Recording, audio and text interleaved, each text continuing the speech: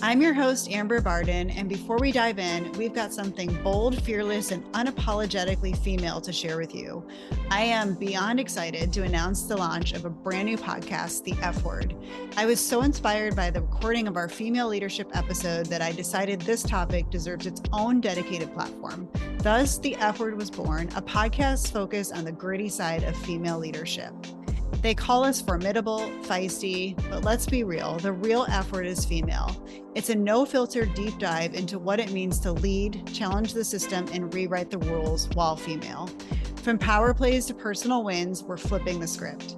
Subscribe to the F Word wherever you get your podcasts, because playing nice never built an empire.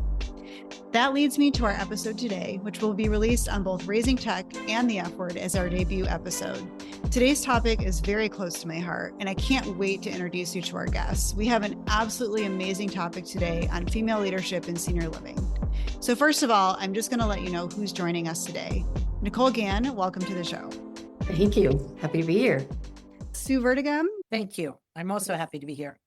And then we also have Sandra Norder. Welcome to the show. Thank you so much. So I would love to have each of you give our listeners a little bit more background on you. So today's topic is women in leadership, and we're all CEOs of organizations as women. And I want to first ask each of you to talk about your journey. So let's dive in a little bit individually and hear about how did you become a CEO and anything you want to share on your journey that you feel was different in your experience coming from a female versus a male perspective. Sandra, let's start with you. All right. Back in high school, I knew I wanted to work in healthcare. I assumed that I was just going to go to UW-Madison and become a doctor. And then I worked at Pizza Hut, and my friend cut her finger open on a can of black olives and was bleeding all over the place. And I passed out. So that's when I realized being a clinician was not in my future. And I found UW-Eau Claire's healthcare administration degree program. And I was like, oh, that sounds good. It's in healthcare. It's what I want to do, but it's not dealing with blood, and focuses more on leadership. At the time, I had no idea that Eau Claire's program focused on nursing home administration. The course program was healthcare administration. So I had no inkling. And I didn't have grandparents growing up. Unfortunately, they were just not part of my life. And I had never been in a nursing home before.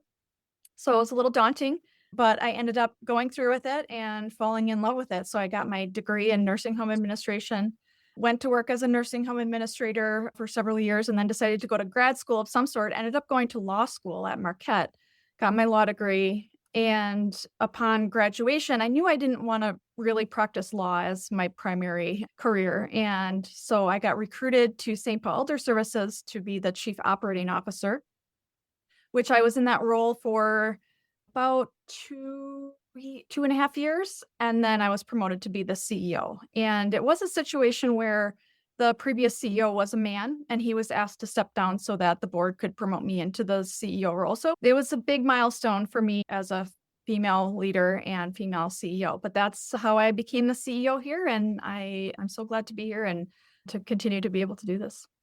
I've known you a long time, Sandra, but I don't think I knew your entire story. So that was really great to hear. How many years ago was that? That I joined St. Paul Elder Services. Yeah, and then you moved into the CEO role. So it'll be 11 years in May that I've been the CEO, and it'll be 15 years in October that I've been with St. Paul Elder Services. Okay. Wow. All right. Sue, you're up next. My undergraduate degree was in business administration with a focus on accounting. And I worked as a CFO for many years at a retirement community. I was very happy in that role, and I was very happy with that community. And one day I was driving home from work, and a peer called me up and said, "Hey, United Zion just fired their CEO, and you would be so perfect for that community." And so all of a sudden I was thinking, do I want to be a CEO, or am I happy where I'm at? So I talked with my family, prayed about it, and eventually applied for the position and was hired, was fortunate enough to be hired. That was about 7 years ago. So I walked into a community. I'm in Lancaster County. We're a rather conservative area. And I walked into one of the communities I would say the most conservative community, or maybe the second most conservative community in Lancaster County. And we were the only community that had a female CEO and a female chair of the board.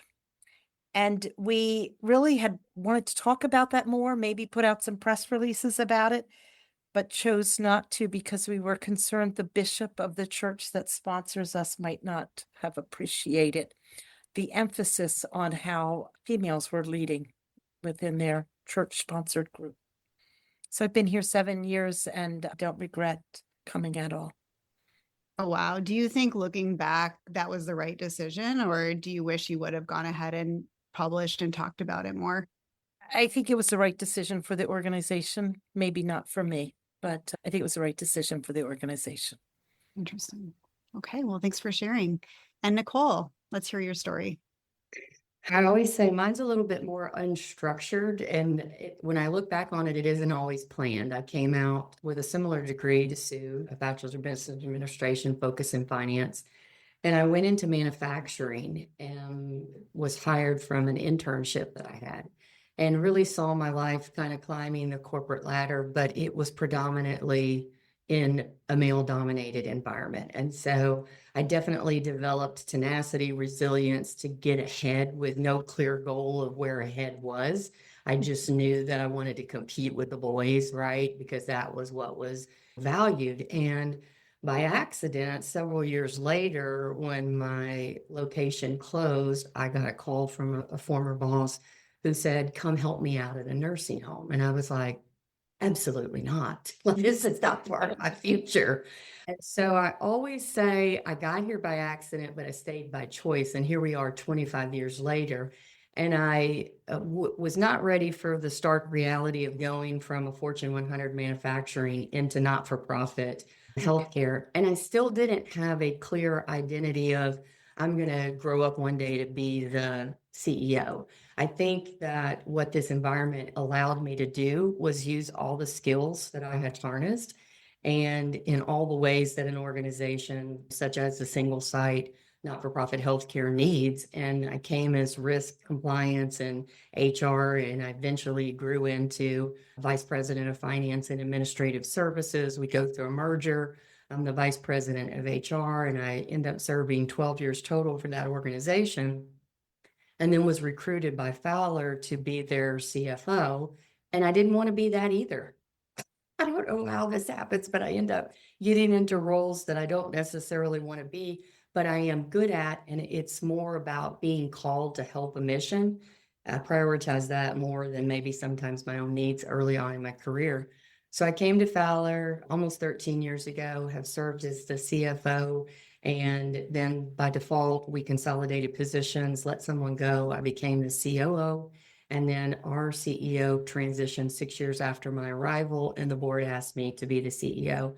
And it's fascinating because I feel like I'm where I needed to be and can influence and impact the organization in a positive way, but I'm always marveling at my unawareness when I was climbing that ladder. So I wanted to get ahead, but not a clear direction.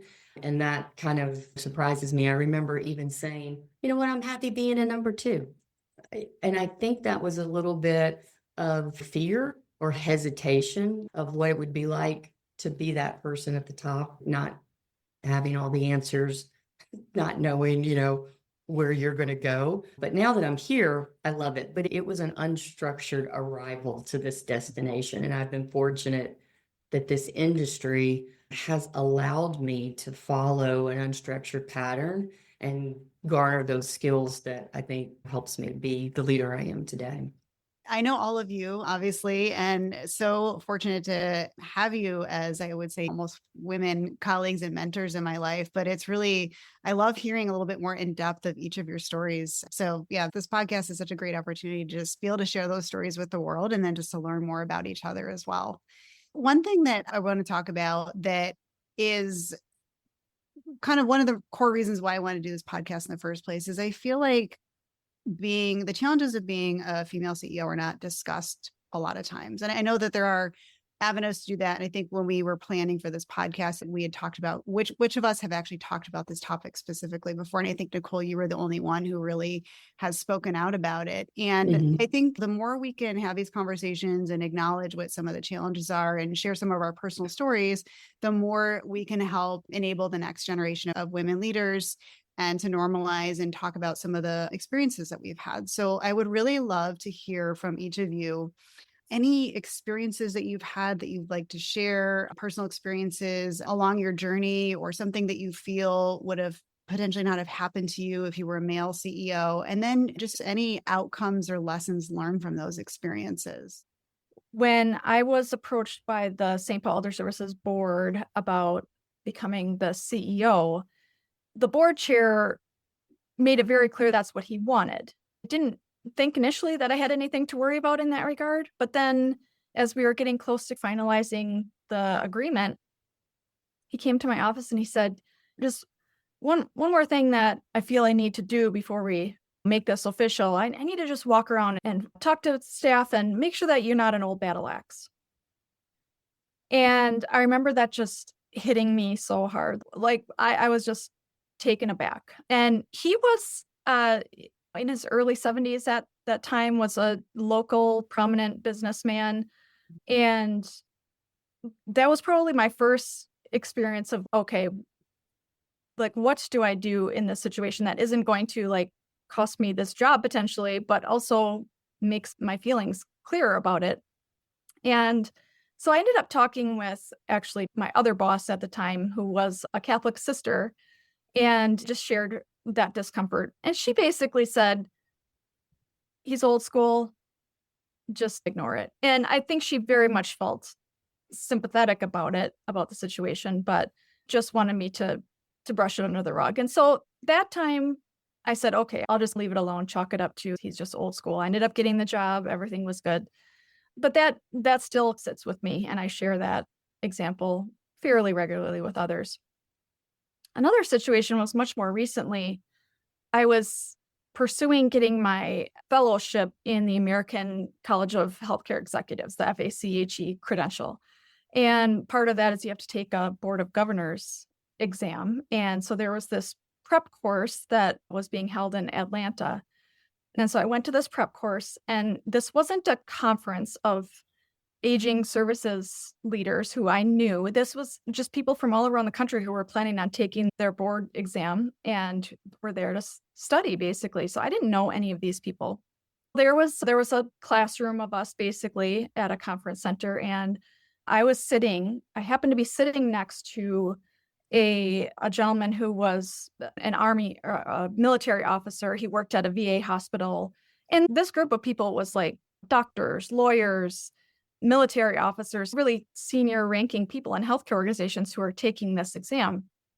I happened to be sitting next to this military officer who was wearing a short sleeve shirt. He was in military uniform, and his arms were tattooed with like military creeds and stuff, clearly visible tattoos.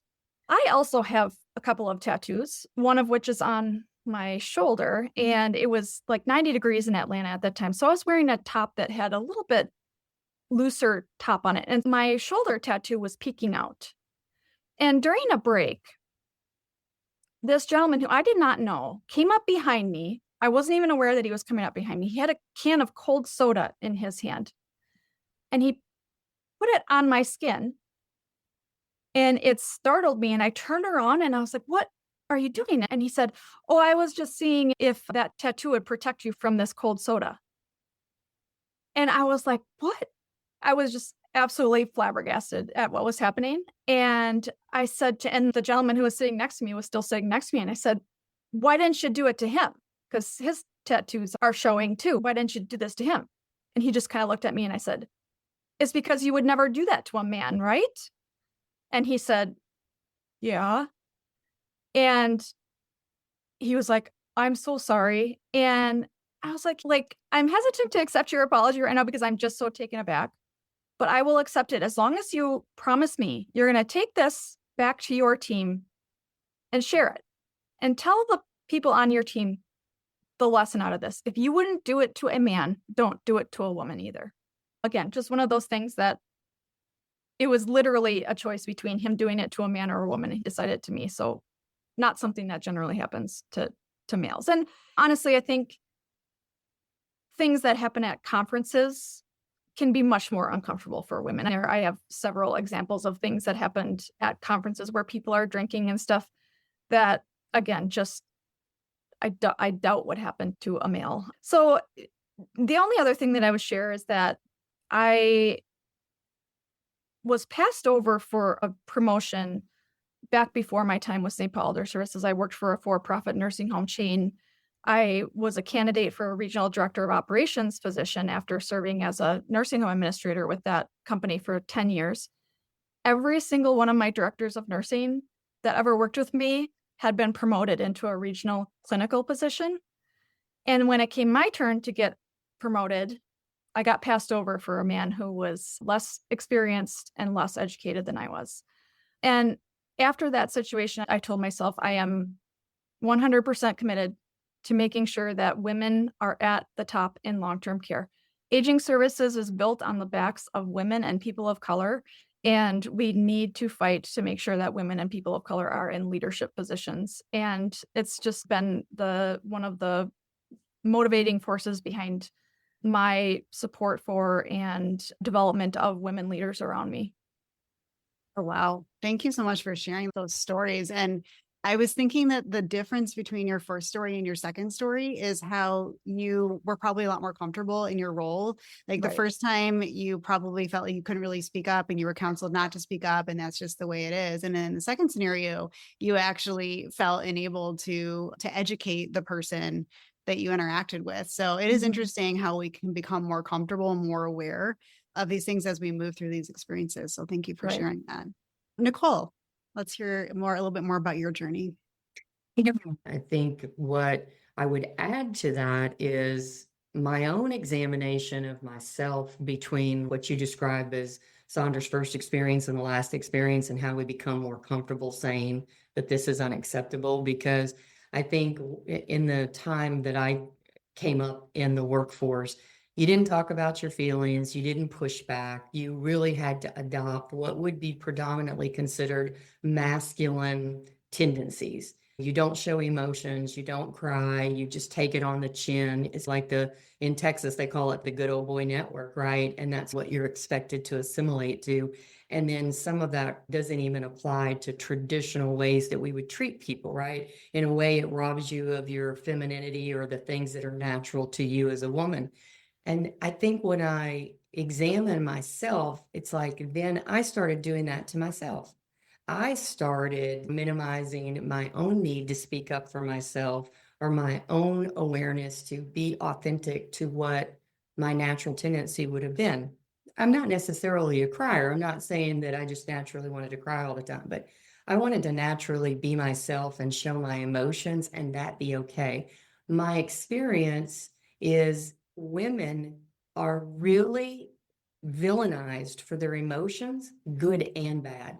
If you are too non-caring and you don't show anything, then you're considered robotic, or you're considered bitchy, or you're considered unfeeling. And then if you lean into, let me show you my feminine qualities, and maybe I get emotional, or maybe I'm more nurturing than some of my male counterparts. And then it's, you can't lead because you're so worried about everybody's feelings. And in my experience, there isn't always a blending appreciation of who you are as a person. I don't see that with my male counterparts. I see them more heralded for who just they are naturally. And then the women in my circle more scrutinized for it, as if they're trying to catch us showing up wrong or doing something wrong, or being able to capture some evidence of why women should not lead a company or why they shouldn't be leaders. Like I've had people on board say, this is why women aren't made to handle this level of stress. So for me, looking back on that, there are a couple of things that I think were very pivotal in how I changed that. And being introduced to Brene Brown's work and the power of vulnerability, and being able to understand what true vulnerability was, and then leading that towards me being my real authentic self. I think those are the things that started to spur the empowerment that Sandra talks about in how you speak up for yourself in a way that is respectful, but it's also setting very clear, healthy boundaries. And in a way, it's helping people take accountability for how they're showing up with you as well, because that's how we really change behavior. So in doing that, I just finally came to a conclusion where I'm going to be myself. And it's not going to be some people's cup of tea. Some people think I'm too loud, I'm too demonstrative, I'm too colorful in my language and my clothing. And some people totally get it. And what I've learned is it's fine, because that's the way it's always been.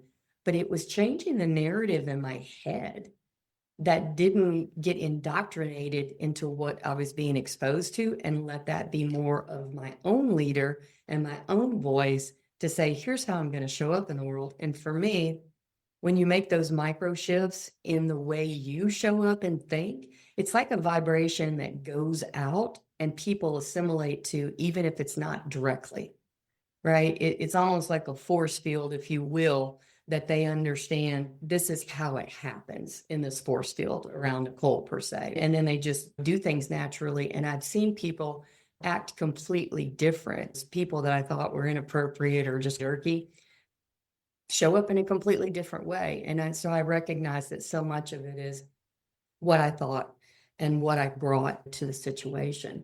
And so I think in a way that is very freeing, because I don't think women give themselves enough freedom to be in their total fullness. I think we're always worried about, is this too much? Am I talking too much? Am I monopolizing this? Am I creating space for others? And for me as a leader, that's been big lessons of to say, I can occupy as much space. My needs matter as much, not more than, but certainly not less than. And I think that was an epiphany for me because of my own personal health crisis, that I started realizing I matter as much. And I think what I would say to any listener, and especially the women leaders, is really examine yourself and then expect the journey to be in levels, because you're always making these discoveries about yourself. I hope that you're never done evolving yourself, but you're your biggest advocate, you're your biggest voice, and you might also be your biggest detractor by just what you think in your brain that nobody else is involved in. Because I think women analyze the environment, ourselves, we scrutinize ourselves, we judge ourselves. And I want everybody to have freedom from that, because that can be part of the dynamics that we deal with too. Yeah, I made a couple notes while you were talking I want to comment on. So your first comment, one of my favorite things is going on social media and seeing a post or something about a man reacting in a very emotional way, and then the comments being like, he's too emotional to be a leader, just turning the table on that. So I love to see those kind of comments.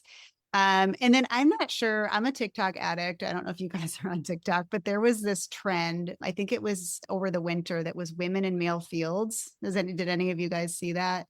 Okay, Sandra, you did. Yeah, that was my favorite trend ever. I absolutely loved it. So what it was is women were posting things that men had actually done to them as if they were doing it. And what was so amazing about that trend is that so many women were able to relate to these shared experiences. Just people just posting all these things and just being like, that is exactly what happened to me, or all of these things have happened to me. So Nicole, I think going back to your point, like having these conversations, like seeing this stuff on social media, talking about it here, it helps normalize it so that other women can realize that we're not alone in these experiences that we have. And it can help change the narrative. Going back to the third thing I wanted to say is the standards that you're talking about, and how there are different standards where women have to think about things in a different way with our behavior or our speech or the way we look, in a way that men never have to think about. But again, the more we can talk about this together and normalize it and let other women know that we're all feeling this way, I think the more we can change that narrative. You're so right, Amber. And I think it is so powerful. And that requires a lot of vulnerability to put yourself out there, because you asked a question about what it's like to be a leader a little while ago, and it can be very isolating. I think that's true regardless of gender. But I think what's compounding for that for women is that the isolation can lead to a narrative that you're the only one. You're the only one that thinks like this, acts like this, reacts like this, has these problems. And the power you get from that broader community that you're mentioning it's really transformational, and it does normalize it. I love, how you said that, because the more and more I talk to women's groups, we have so many things in common, and we're looking for that voice that we can relate to that gives us that freedom to walk through that next door, right? And that's the power of what you're creating in the communities that you're creating as well. And these amazing women that are on that podcast, to the women. Yeah, here's the That's women. all All I have right. to say. Yeah. It's a great segue to you, Sue. So much of what you're saying, I've experienced. Like Nicole, you talked a little bit about almost try to pretend you're a man to be accepted, to be part of whatever. And I can remember in my life, similar to you, I had a child pass away, and all of a sudden I realized I had to pay more attention to me. I had to allow the emotional parts of my personality to be alive, to be real. And I felt like for maybe the first half of my career, I just almost, I don't want to necessarily say I pretended to be a man, but I really did kind of try to reflect those personalities. I definitely, when Sandra was talking about her being promoted and how you confront things in the community and how you confront things at conferences, sometimes are different. Sometimes your work environment, it's not as easy to confront. My office is very accessible to residents. I don't know how many times when I'm here a little late at night, someone will stop by and say, "What is your husband doing for dinner tonight?" I don't know how to tell you, but I don't cook Monday through Friday. So he is preparing something and he's going to keep it warm for me. But it's that assumption that that's my role. And you just have that constant assumption of roles and that you have a different role. And I think even as a woman, I am challenged to look at people and see their skill set, not like their age, not their gender, not anything else, but to really look at people and recognize and see their skill set, to really be able as a woman to say, these are the areas I'm strong in. And these are the areas that I need my team members to help me because I'm not as strong. And just to pull gender out of it, to me, is something I'm learning to walk through. Sue, I resonate with your comment about what's her husband doing for dinner. One of the things that really annoys me is when I see praise for men for doing very normalized things like brushing their daughter's hair or doing something that a woman does every single day. And I think that all ties to a lot of other topics that we won't get into here, like weaponized incompetence and things like that. But I just want to share a couple of experiences of my own as well. A couple of years ago, so I've been a founder CEO for almost 10 years. And so this would have been a couple of years into that with one of our clients that we had taken on. And the CEO there he retired shortly after this occurred, but we had started the contract a couple of months previously. And I was told he wanted to have a meeting with me. And so we get on a meeting, and the purpose of the meeting I found out is that he told me I need to smile more and I need to learn to be nicer. And going back to your initial story, Sandra, is the person who had set up the call, which was the director of finance, who was a man. When I told him what happened, he was like, "Oh, he's just like that." Because I said something like he wouldn't have said this to a man, and he brushed it off and was like, "Oh, no, I don't think it's that." And I was like, "Really?" Because I think it's that. But similar again to your story, I didn't really feel at the time that I could have said something directly to him. A couple of years into being a CEO, we're a new company, it's a new client.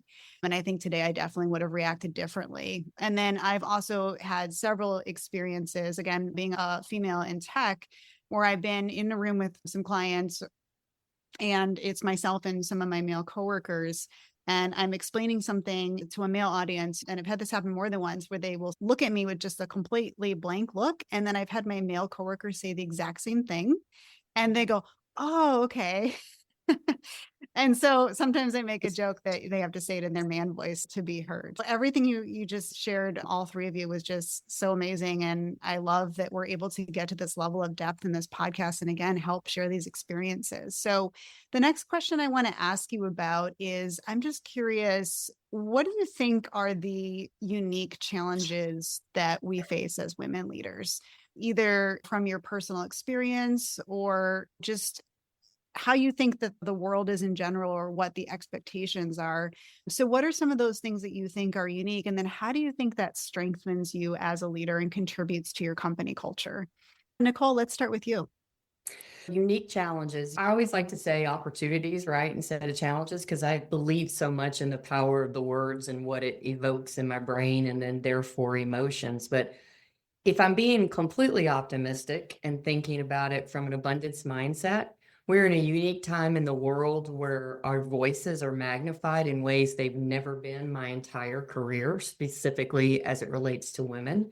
I think we're also in a unique time where we've got so many millennials in the world. And I think as a woman leader, recognizing that I have some of those innate nurturing tendencies that are, for me, probably magnified more because I didn't have any natural children of my own. I had the privilege of raising my niece from the 5th grade to the 9th grade, which anybody that's had a girl would tell you that I signed up for the wrong period of time. But that's what I got. So that was like my motherhood thing. And I've always thought about the people that work for me in a mothering, nurturing kind of way. And when you think of millennials, who my niece was one of, they definitely respond to that approach. And I think women maybe have a little bit of an advantage as it relates to that.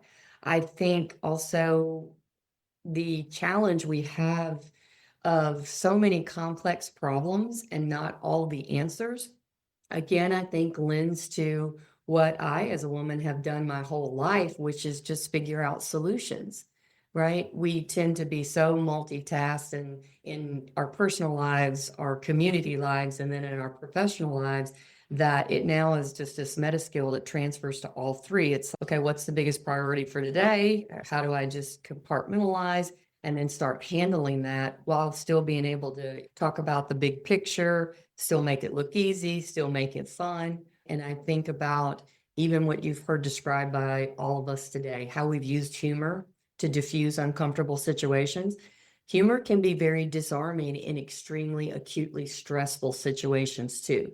So if we take those things that were born out of discomfort and now we're using them for good, right? I think then that transforms the circumstances that we face. I think that if I'm being pessimistic, we're still, I think for the rest of my career, I'll be fighting against those stereotypes. I'll be fighting against what I described earlier of really being in an open situation that even if I am my natural self, criticism, even if I assimilate to the culture or the environment I am, criticism, and still having to constantly work for myself to say, you know what, that's not my work. The opinions of others is not really my work to do. It's good to have as an awareness as a leader, I think, so that you can infuse your remarks, your communications to combat things that you see. That's like the indirect approach. But my work to do is to stay completely aligned with who I am, completely aligned with what my natural talents are, completely aligned with what my shortcomings are, so that I reach out, I get help, I ask for help, I normalize that too. Because I think generally as leaders and non-gender specific, we don't always want to ask for help. We feel like we have to know all the answers. So I hope that we're normalizing asking for help and inviting people into the solution. But I really think there's a lot of great opportunities that we're already naturally inclined for. So I'm excited about that. And I'll take the problems of tomorrow when they happen. And I'll apply all this wisdom that supposedly I've gotten with age, because the other things coping with age are not my fave, like gravity.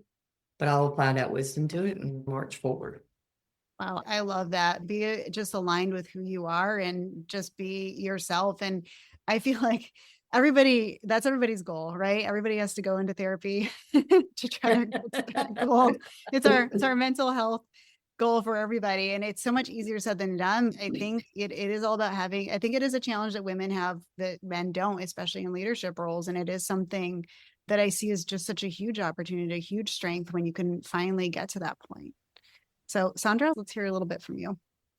Yeah, to build off of what Nicole said, I found that after really committing myself to what I feel is my true north, which is calling out the patriarchy that holds women down, even in a profession where the workforce is largely female.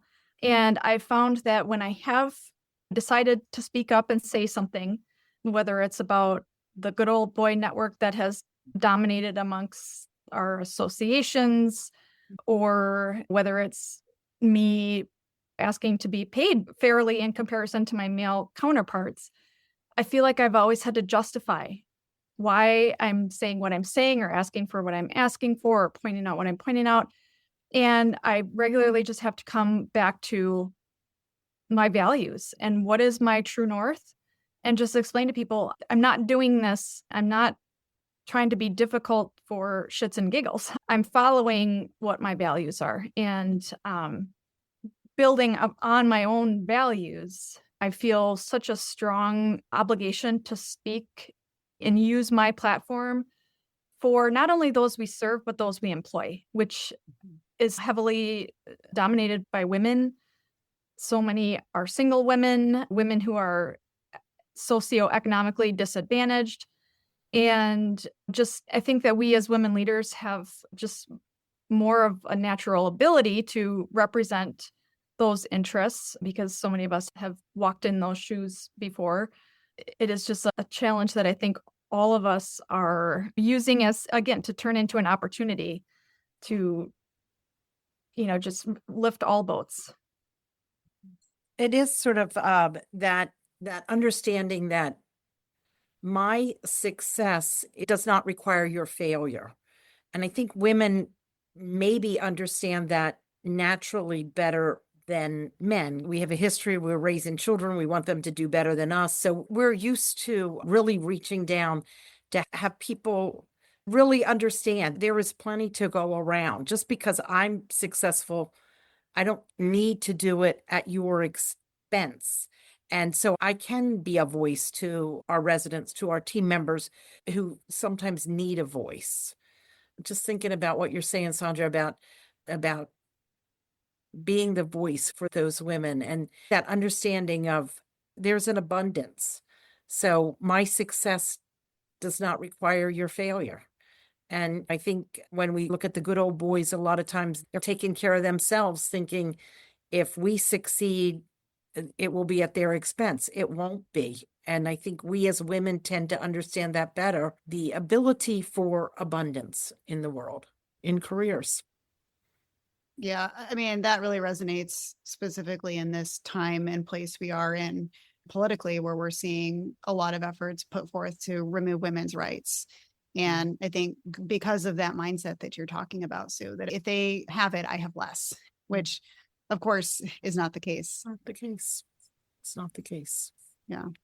So as we wrap up, I want to just cover one more question, and we don't have to go into a lot of depth here, but I'm just curious, what are some of the strategies that you have used to navigate this world? And I know, Nicole, earlier you said humor is one for you, which I love. Sometimes I'm not sure everybody likes my humor, but one thing I like to do is ask questions. So I feel like, because I feel like there is an awareness as a woman that you can't come across as too aggressive, which I think we've all touched on that a little bit here. So I think asking questions for me is a way that I will try to get a point across with not trying to seem too aggressive, especially in a situation where you know that you're right and the other person is not, but you don't feel like you want to come across as confrontational. So I'm just curious, what are some other strategies that you have used? I love questions.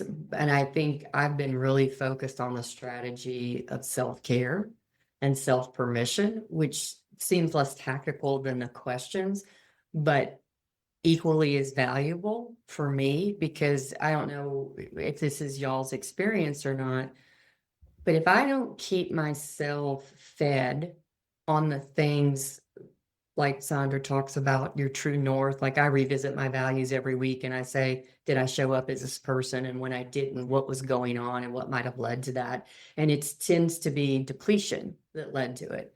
I'm overtired, I'm overextended, I'm over holding space for others because I haven't held space for myself. So one of the practices is keeping myself grounded and feeding myself my own hype stuff, if you will. And one of those things that's been so powerful to me, and it's hanging in my office, and I was reminded of it when Sue made some of her comments. I don't know if you all are familiar with Marianne Williamson, but she wrote a poem called Our Deepest Fear. And so I read that at least every week. I pulled it up on my phone. I'm happy to read it to you, Amber. I don't want to take up time, but it's It is the biggest strategy that's been the single most thing that has transformed me, because it gets me over that self-doubt that I talked about, right? And it reminds me to be present, to be in there, let other people's opinions and all of that be their work to do. Just stay focused on your work and moving forward. And so it's one of those things I consume regularly because of that, because it's giving me powers to move beyond my fear. To, she talks about our deepest fear isn't our inadequacy. It's that we're powerful beyond all measure. And for women, like, what does that look like? And is anyone else intimidated when you think about stepping into the full power of your capacity, right? Because we're so accustomed to dimming our lights, right? And so for me, and this is another passage from it, when we give ourselves permission to let our light shine, it automatically gives other people the same thing. And Sue and Sandra, you both said versions of this. Sandra said, rising waters, all boats rise, right? Sue's talking about being herself and giving that to others. Sandra, you're talking about giving voice to other women in the industry.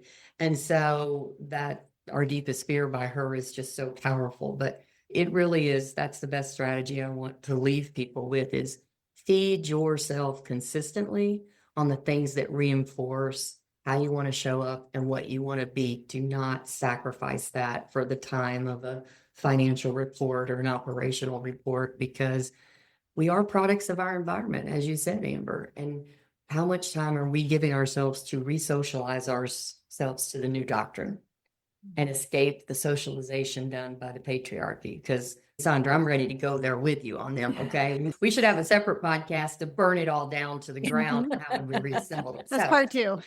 Yeah, part 2. That's all I'm saying. Yeah, and I love that you referenced a poem, and I would love to do some follow-up content on this, which is resources, because it reminded me, I don't know if you guys have read the book The Power. It came out a couple years ago. It's a little bit older book. It's a novel. It's a fictional novel, but it's about women having the power to touch men and physically harm them. And it just comes from out of nowhere one day. And then it's set 300 years in the future where women are the dominant gender. And they're like storytelling this, and the people in the story, they don't believe that men were ever the dominant gender. And it's really interesting. That's a little bit of a tangent, but I would love to have us link our favorite resources to share, just poems and even stories and books and things like that. Sandra, what are your thoughts on some strategies? Yeah, again, really similar to Nicole. Books. I just read a book called When Women Lead. It's by Julia Borstein. I read it over the weekend just to see what kind of nuggets I would get out of it for this podcast.